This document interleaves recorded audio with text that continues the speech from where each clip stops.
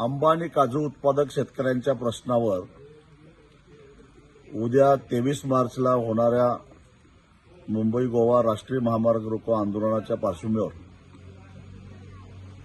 पोलिसांनी दडपशाही करायला सुरुवात केली आहे. सिंधुदुर्ग जिल्ह्यातल्या वेंगुर्ला असेल, मालवण असेल, देवगड असेल, या सर्व भागातल्या शेतकऱ्यांना उद्या आंदोलनास हजर राहिल्यास कायदेशीर कारवाई करू,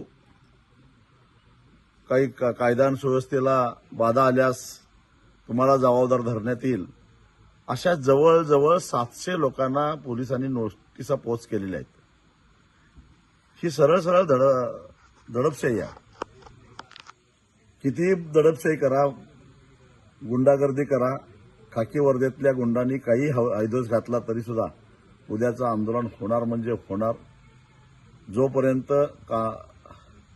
आंबा आणि काजू उत्पादक शेतकऱ्यांना न्याय मिळणार नाही तोपर्यंत कोकणातला शेतकरी आता मागं हटणार नाही.